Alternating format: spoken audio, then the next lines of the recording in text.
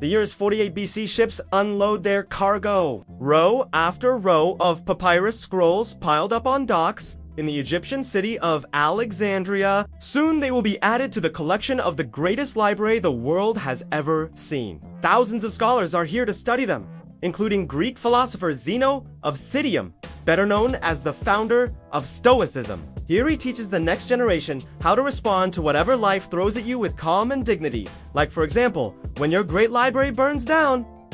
Wait, what? Classic Alexandria. Today, over 2,000 years later, it's hard to overstate how much we have lost. We may have lost millions of books in one fire. But what if humanity had a 2,000-year head start? Let's imagine what would have been the most comprehensive and influential library in history. It all started around 283 BC, when Ptolemy decided to build a new capital city on the edge of the Mediterranean. He wanted it to become a hub of trade, culture, and learning. His vision was to create a place where all the knowledge in the world would be collected, translated into Greek, and made available for everyone. To achieve this, he hired the best architects, engineers, and scholars from all over the known world to help him design and build his dream city. And at its heart was the Great Library of Alexandria. Over the years, it grew larger and more comprehensive than any other library in the ancient world, housing texts on every subject imaginable, from medicine, philosophy, and astronomy to mathematics, poetry, and drama. Legendary scholars like Euclid, Archimedes, Aristarchus, and Pythagoras may have visited to study and collaborate. Imagine what they might have been working on those long-lost texts. How did the library get its start? Well, Ptolemy was keen to show off his wealth and power to the rest of the known world. So he went on a bit of a spending spree, buying up every book he could find, not just in Egypt, but all across Greece and the Near East.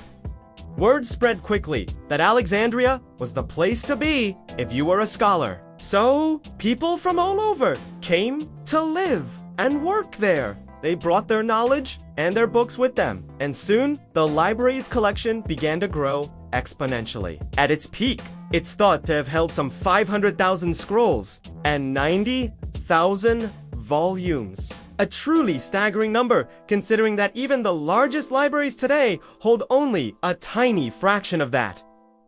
The library wasn't just a place to store books, it was a center of learning and research, with scholars from all over the world coming to study there. There were lecture halls, gardens, and even a museum where scholars could display their work. It was a melting pot of ideas and cultures and a true testament to the power of knowledge. Of course, running such an enormous operation required a lot of staff.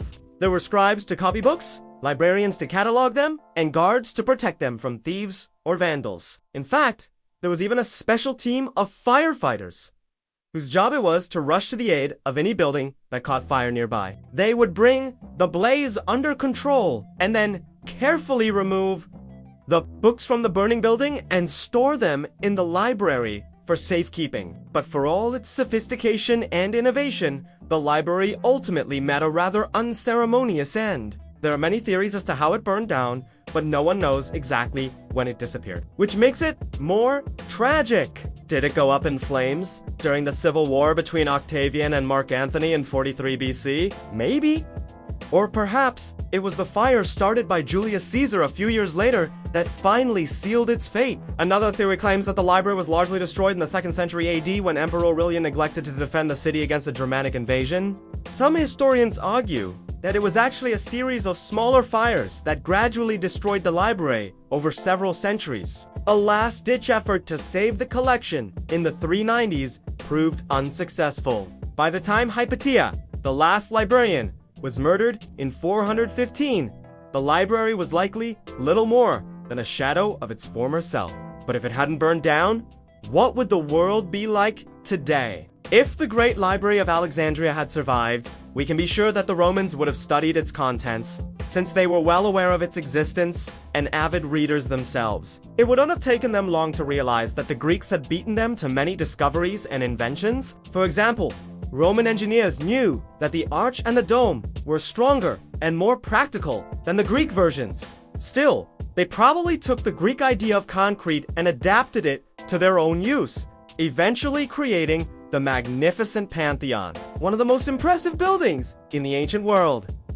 In general, the Romans were pragmatic and efficient. They preferred practicality to aesthetics and often recycled or adapted older designs for their own purposes. They might have done the same with the library, either restoring or rebuilding it after a fire and continuing to use it as a center of learning and research. But instead of emulating the Greeks, the Romans might have tried to improve on the Alexandrian model, creating a library that was even more comprehensive and influential than the original. After all, they were known for their love of luxury and their desire to impress. Imagine the lavish decorations they might have added to the library, turning it into a true palace of knowledge. If the Romans had learned from the Greeks about Archimedes' principles of mechanics, they might have used them to improve their siege engines and make them even more effective in battle. Similarly, if they had studied the Greek texts on astronomy and mathematics, they might have been able to make advances in these fields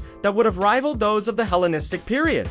Who knows? Perhaps they would have even invented the printing press centuries earlier and shared their knowledge with the rest of the ancient world. As we know, however, none of this happened because the Great Library of Alexandria burned down, leaving the Western world without centuries of progress in science, technology, and culture. It's a sobering thought and a reminder of how fragile our knowledge is. With so much of human history lost to fire, flood, and war, it's important that we preserve what we have left and continue to explore the world around us with curiosity and wonder. But if you want to see how the Great Library might have affected history, let your imagination run wild. You never know what you might discover, because while it's impossible to say for certain what the Romans would have done with the knowledge contained in the Great Library, it's fun to speculate. Perhaps they would have built machines that could fly through the air or travel to distant planets long before we did. Maybe they would have unlocked the secrets of the universe or cured diseases that have plagued humanity for centuries.